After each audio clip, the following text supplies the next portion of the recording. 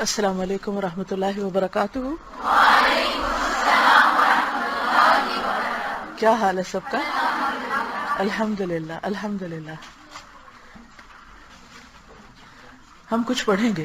یہ جو ٹیکنیکل چیزیں ہیں نا، رزلٹ اناؤنس کرنا اور انعام دینا، یہ میری نیچر کے سخت خلاف ہیں، کیونکہ یہ سب کچھ ہم پڑھتے کس لیے؟ عمل کے لیے. اور یہ چیزیں تو آپ آپس میں بھی شیئر کر سکتے ہیں. انعام کے لیے تو پڑھتے نہیں، یا اس لیے پڑھتے ہیں دنیا کے انعام کے لیے. پڑھنا جو ہے یہ سب سے خطرناک چیز ہے. اس علم کی برکت ہی نہیں رہتی جس علم کے پیچھے چھپی ہوئی خواہش بھی یہ ہو کہ میرا نام پیدا ہو.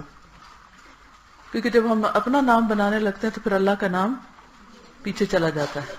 اور جب تک ہمارے اندر یہ چیز نہ ہو کہ سب سے بڑھ کر ہم نے اللہ کا نام بلند کرنا ہے، تو اس وقت تک دین کا کام صحیح بنیادوں پر نہیں اٹھتا. ٹھیک ہے نا؟ تو ہمارا ہر قدم، ہر کوشش، ہر محنت کس چیز کی طرف ہونی چاہیے؟ کہ اللہ کا نام بلند ہو.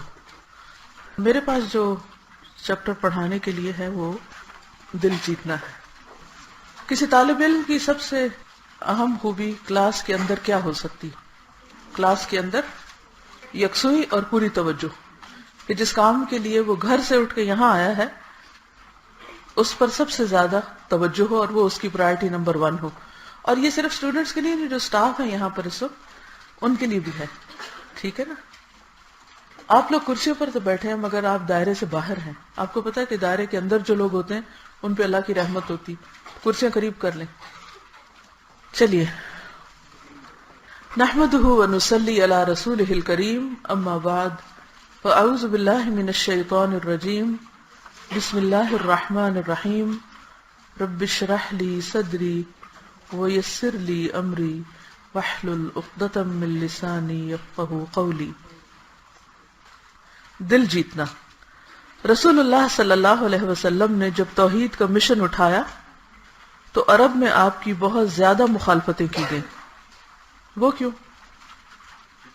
جس کو جواب دینا وہ صرف ہاتھ کھڑا کرے گا، منہ سے گرمبلنگ نہیں کرے گا کہ زیر لب بولتے رہے. کچھ لوگوں کی عادت یہ ہوتی ہے کہ نہ صحیح بولتے ہیں اور نہ چپ رہتے ہیں، بس زبان ہلاتے رہتے ہیں اور دوسروں کو ڈسٹرب کرتے رہتے ہیں. تو زیر لب نہیں بولنا.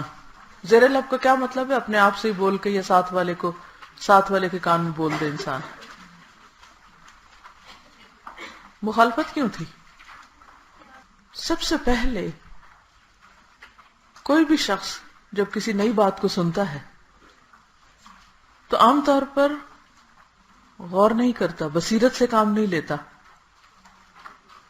فوراً جب کوئی چیز وہ دیکھتا ہے کہ اس کی سوچ، اس کی مرضی، اس کی دلچسپی، یا پہلے سے جو چیزیں کسی معاشرے کے اندر اسٹیبلشڈ ہیں یا کسی گھرانے کے اندر اسٹیبلشڈ ہیں، ان کے خلاف جب وہ چیز پاتا ہے تو نئی چیز کو ایکسپٹ کرنا عام طور پر مشکل ہوتا ہے، اور انسان بے سوچے سمجھے اس کا انکار کر دیتا ہے. چونکہ عربوں کی اکثریت شرک پر جمی ہوئی تھی اور اسی کو وہ دین سمجھتی اور اسی کو وہ حق سمجھتے تھے، تو جب انہوں نے اس کے خلاف ایک بات دیکھی، ایک نئی چیز دیکھی، تو انہوں نے بے سوچے سمجھے اس کو رد کر دیا. لیکن ان میں سب لوگ ایسا نہیں کیا. کچھ لوگوں نے ایسا نہیں کیا. وہ کون تھے؟ اس سے پہلے بھی کوئی تھا، حضرت خدیجہ. اس کا مطلب ہے کہ خواتین کو بھی اللہ نے عقل دی ہے اچھے برے کو پہچاننے کی.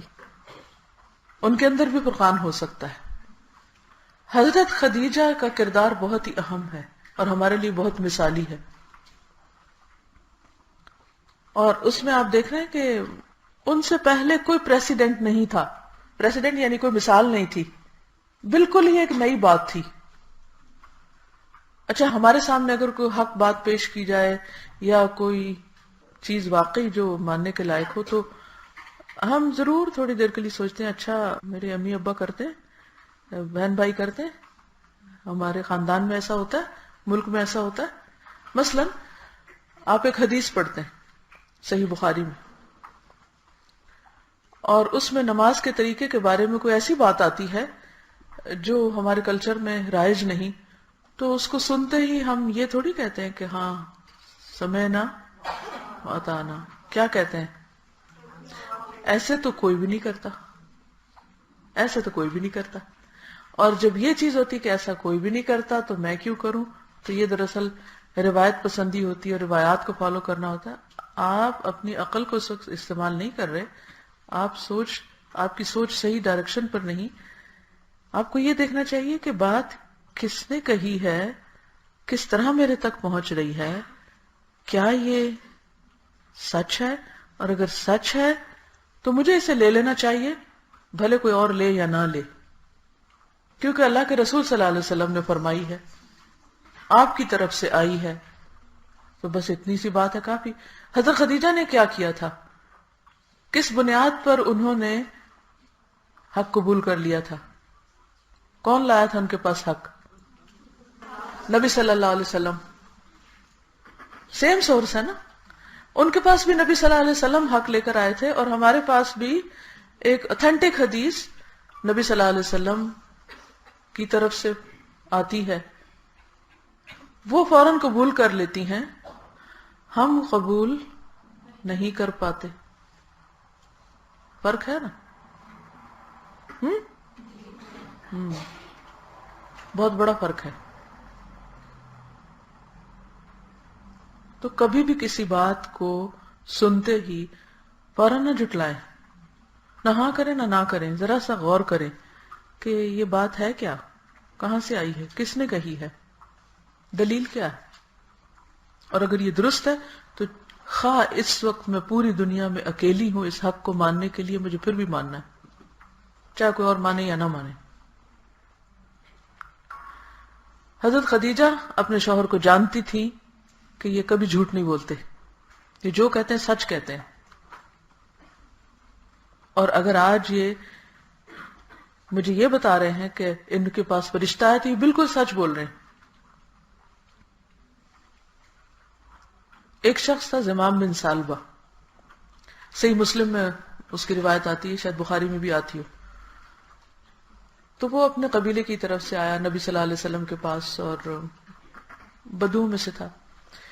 وہ آیا اور آ کے کہنے لگا کہ میں تمہیں اللہ کی قسم دے کے کہتا ہوں کہ کیا واقعی اللہ نے تمہیں رسول بنا کر بھیجا ہے؟ تو آپ نے فرمایا ہاں. وہی اللہ جس نے آسمان کو مزین کیا، جس نے زمین پہ یہ اور یہ پیدا کیا؟ کہاں تم اسی کی طرف سے رسول ہو؟ کہاں میں اسی کی طرف سے رسول ہوں. اچھا تو پھر تم کیا لائے ہو، کیا پیغام ہے تمہارا؟ تو آپ صلی اللہ علیہ وسلم نے اس کو ایمان کی بنیادی باتیں بتائیں، کچھ بنیادی عبادات کے بارے میں بتایا. تو کہنے لگا کہ نہ میں اس سے زیادہ کروں گا نہ کم. یہ کہہ کہ وہ چل دیا. آپ نے فرمایا جس نے کسی اہل جنت کو دیکھنا تو اس کو دیکھے. اب اس کا کیا معنی نہ میں زیادہ کروں گا نہ کم؟ یعنی اپنے عمل میں بھی اور پہنچانے میں بھی، کیونکہ اپنے قبیلے کا سردار تھا، لہذا جب واپس گیا تو لوگوں کو جا کر اس نے بتایا کہ میں محمد صلی اللہ علیہ وسلم سے مل کر آیا ہوں اور آپ کا پیغام یہ ہے اور یہ بالکل سچ ہے. تو کہتے ہیں کہ صبح سے شام تک اس نے جو تبلیغ کی، ایک بندہ نہیں بچا کہ جس نے ایمان نہ قبول کیا ہو. وجہ کیا؟ وجہ کیوں اس کی بات میں اثر ہو گیا اور کیوں سب نے اس کی بات مان لی؟ کنوکشن، اس کا اپنا ایمان، کہ پہلے اس نے تصدیق کی، جو اس کے ذہن میں سوال تھا وہ کیا، اور جب اس کو یقین ہو گیا تو اس نے علل اعلان کہا کہ نہ اس سے زیادہ کروں گا نہ کم، میں اس کو 100% لیتا ہوں.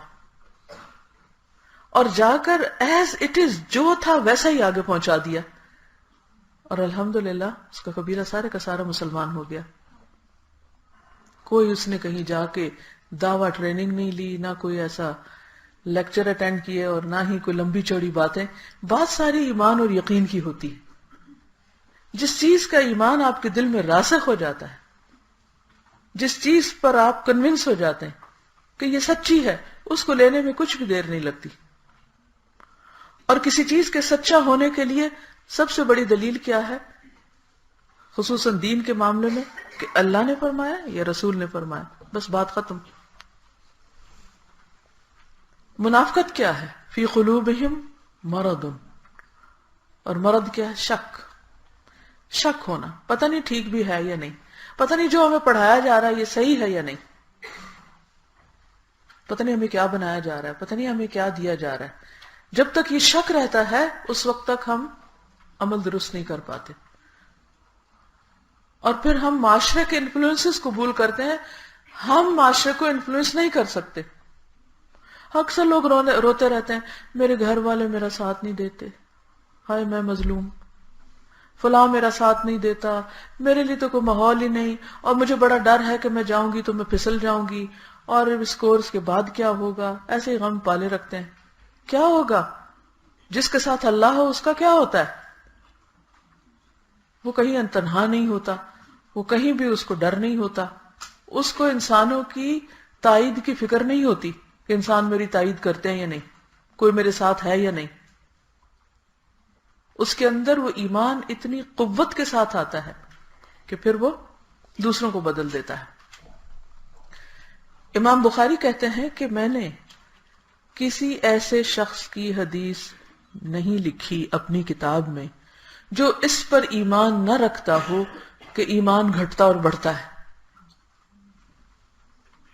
یعنی ایمان ایک اسٹیٹک چیز نہیں کہ ایک ہی لیول پر رہے، ایمان گھٹتا اور بڑھتا ہے. کب بڑھتا ہے؟ کب بڑھتا ہے؟ جب آپ ایمان والوں کے ساتھ ہوتے ہیں، جب آپ ایسے لوگوں کے ساتھ ہوتے ہیں جن کا ایمان بڑھا ہوا ہوتا ہے، جب آپ ایسی مجلس میں ہوتے ہیں جہاں ایمان بڑھانے والی باتیں ہوتی ہیں، جب آپ کسی ایسے ایکسپیرینس سے گزرتے ہیں کہ جس سے آپ کو اللہ کا قرب نصیب ہوتا ہے تو آپ کا ایمان بڑھتا ہے. اور اسی طرح جب ہم ایسی محفل میں ہوتے ہیں جہاں لوگ غافل ہوتے ہیں یا اللہ کی نافرمانی کے کام کرتے ہیں یا ہم کوئی گناہ کر بیٹھتے ہیں تو پھر ایمان گھٹتا ہے. تو اب یہ جو ایمان گھٹنے اور بڑھنے کی بات ہے کوئی معمولی بات نہیں ہے، وہ بہت بڑی بات ہے.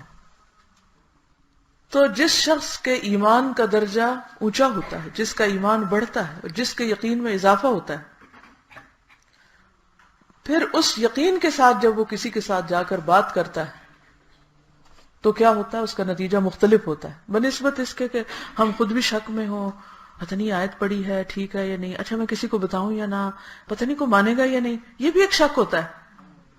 آپ کہیں مانے گا کیوں نہیں؟ کیوں نہیں مانے گا؟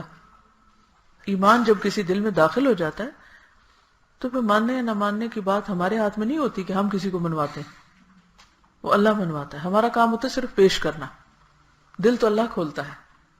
اور اگر آپ یہ سمجھیں نا کہ آپ کھولیں گے کسی کا دل اور آپ ڈالیں گے کسی کے اندر ایمان اور آپ کریں گے کسی کو مسلمان، تو پھر بات نہیں بنتی. دن میں گئی ہوں دبئی میں، تو جانے کے تھوڑی دیر کے بعد کہیں اور درس تھا، وہاں جانے کا اتفاق ہوا. تو وہاں پر ایک بچی تھی فلپینو، تو جن کے گھر میں وہ کام کرتی تھی وہ خود اچھی مسلمان تھی. تو بہرحال انہوں کو کتاب وغیرہ لا کر دی ان کو پڑھنے کے لیے، اور تو اس کے دل میں اسلام کی ایک محبت پیدا ہو گئی. لیکن گھر کی خاتون نے اسے اسلام پیش نہیں کیا کہ تو مسلمان ہو، جو اس ڈر سے کہ پتہ نہیں مانے گی کہ نہیں مانے گی. جب انہوں نے مجھ سے ذکر کیا تو میں نے کہا بلایا اس کو. میں نے کہا اس میں ڈرنے کی کیا بات ہے، ہم پیش کر دیتے ہیں، وہ چاہے تو مسلمان ہو جائے، نہ ہوئی تو ہمارا فرض تو پورا ہو جائے گا. تو میں نے اس کو بلایا، اس کے ساتھ بات کی. میں نے کہا تم مسلمان ہونا چاہو گے؟ اس نے کہا یس. میں نے کہا چلو پڑھو کلمہ. میں نے کلمہ پڑھوایا اور یقین کرے وہ میرے سے لپٹ گئے اور مجھے چھوڑے نہ، اور رونے لگ گئی. اللہ ہی جانتے اس کے دل کی کیا کیفیت تھی. دیکھیں بہت دفعہ ایسا ہوتا ہے کہ اگلا شخص انتظار میں بیٹھا ہوتا ہے اور ہم ڈر کے بیٹھے ہوتے ہیں. تو وہ بیریئر کون توڑے گا؟ کسی کو تو توڑنا ہے. تو بہرحال ایمان کے لیے معرفت چاہیے، اور اس کے لیے ہر طرح کے باعث سے ہٹ کر اور مختلف طرح کے ترددات سے ہٹ کر جس چیز کو آپ سچ سمجھے اس کو سچ سمجھے، اس کو سچ سمجھے. اگر آپ نے اس کو سچ نہیں سمجھا تو بات نہیں بنے گی. بہرحال رسول اللہ صلی اللہ علیہ وسلم نے جب توحید کا مشن اٹھایا تو عرب میں آپ کی بہت زیادہ مخالفتیں کی گئیں، آپ کے خلاف ہر قسم کا تشدد کیا گیا، لیکن آپ نے ان کے خلاف کوئی انتقامی کارروائی نہیں کی، اس کے بجائے آپ نے ان کے ساتھ اچھا سلوک کیا تاکہ ان کا دل جیت سکیں۔ مخالفت کا جواب دوسرے کے ساتھ اچھے اخلاق کے ساتھ دینا اور کسی کی زیادتی کو برداشت کر جانا، یہ کون کر سکتا ہے؟ لوگوں کی زیادتیوں پر کون صبر کر سکتا ہے؟ جس کو آخرت کا یقین ہو۔ اور آپ کسی کی زیادتی کیوں سہیں؟ جو اپنے کام میں سنسیئر ہو، جو با مقصد انسان ہو، جس کو آخرت کا یقین ہو کہ مجھے آخرت میں اس کا اجر ملنے والا ہے، اور جو اللہ سے ریوارڈ چاہتا ہو، اور جس کو یہ لالچ ہو کہ لوگ ہدایت پا جائیں، لوگوں کو بھلا ہو جائے، دین کا فائدہ ہو جائے۔ جو شخص دین سے سچی محبت رکھتا ہے اور جس کے اندر یہ شوق ہے اور یہ خیرخواہی ہے کہ لوگوں کو فائدہ پہنچے، لوگوں کے فائدے کا بن جاؤ، تو وہ دوسروں کی باتوں کو خوشی سے سہ لے گا، اس کو پھر خوف نہیں ہوگا۔ آپ اپنے گھر والوں کے ساتھ کیوں اچھا سلوک کریں؟ کیونکہ آپ قرآن پڑھنے والے لوگ ہیں اور آپ کو قرآن سے محبت ہے، اور آپ یہ چاہتے ہیں کہ لوگ آپ کی وجہ سے قرآن سے محبت کریں، آپ قرآن کا عملی نمونہ بن جائیں، آپ کی وجہ سے لوگ قرآن سے نہ بھاگیں۔ بعض اوقات آپ کو غصہ بھی آتا ہے تو آپ کس لیے کنٹرول کرتے کہ نہیں، میں تو صاحب قرآن ہوں، میں تو قرآن کی طالب علم ہوں، مجھے یہ نہیں کرنا کیونکہ لوگ اس وجہ سے قرآن سے دور ہو جائیں گے۔ مجھے کسی کی مدد کرنی ہے، کسی کی خدمت کرنی ہے، کسی کے کام آنا ہے، کیوں؟ تاکہ لوگ میری طرف مائل ہو جائیں۔ کیا گھٹیا نیت ہوگی، کس لیے؟ تاکہ لوگ دین کی طرف آ جائیں۔ تو جب یہ سوچ کے اللہ کی خاطر آپ اللہ کی محبت میں آپ یہ کریں گے تو انشاءاللہ لوگوں کے دل دین کی طرف مائل بھی ہوں گے، اور آپ کے لیے بھی بڑی بڑی باتیں سہنا بہت آسان ہوگا۔ آپ کا وطن مکہ تھا، مکہ والوں نے آپ کے خلاف ظلم و زیادتی کر کے آپ کو اپنے وطن سے نکلنے پر مجبور کر دیا۔ پھر ایک وقت آیا کہ آپ مکہ میں فاتحانہ داخل ہوئے، مکہ پر آپ کا قبضہ ہو گیا۔ اس وقت مکہ کے مخالفین آپ کے سامنے لائے گئے، وہ سر جھکائے ہوئے کھڑے تھے، مگر آپ نے ان کو کسی قسم کی کوئی سزا نہیں دی، بلکہ سب کو عزت کے ساتھ آزاد کر دیا۔ اس سلوک کا نتیجہ یہ ہوا کہ وہ سب کے سب لوگ اسلام میں داخل ہو گئے۔ اسی طرح قبیلہ حوازن کے لوگوں نے سرکشی کر کے آپ کے اوپر حملہ کر دیا۔ معلوم ہے حوازن کے لوگ کہاں رہتے تھے؟ کہاں تھے؟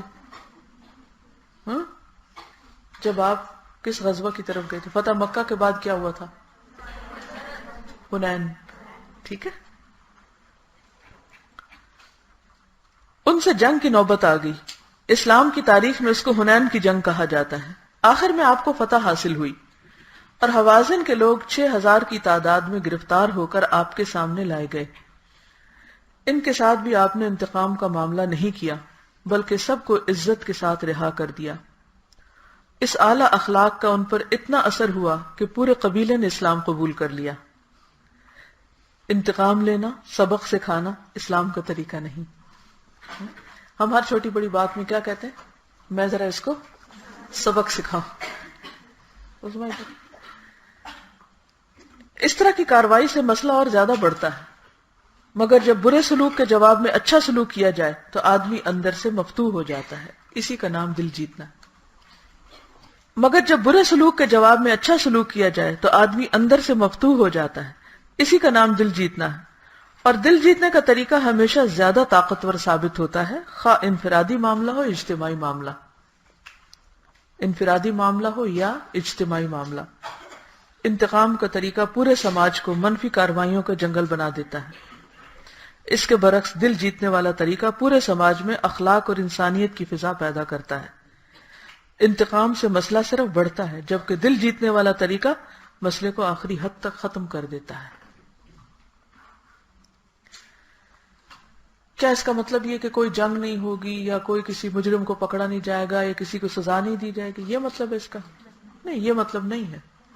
اس کا مطلب یہ ہے دو طرح کے، دو لیول پہ چیزیں ہوتی ہیں۔ ایک ہے عام ہم روزمرہ زندگی میں جب لوگوں کے ساتھ رہ رہے ہوتے ہیں، ٹھیک ہے، یعنی کہ جیسے اپنے گھر میں ہے یا چھوٹی موٹی اونچ نیچ ہوتی ادارے میں ہے، کہیں پر بھی ہے، اور چھوٹی موٹی زیادتیاں ہماری ذات کے خلاف ہوتی ہیں، اور وہ بھی ناسمجھی میں، کبھی غصے میں، کبھی کسی طرح۔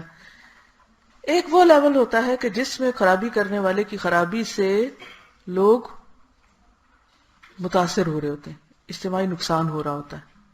جیسے کوئی چوری کر رہا ہے، آپ کہیں اب دل جیتنا ہے، چور کو کیا کہیں، آپ دیکھ بھی رہے ہیں اور آپ اس کو پکڑے نہیں اور اس کی حد نہیں جاری کریں، تو یہ نہیں ہے اس کا مطلب۔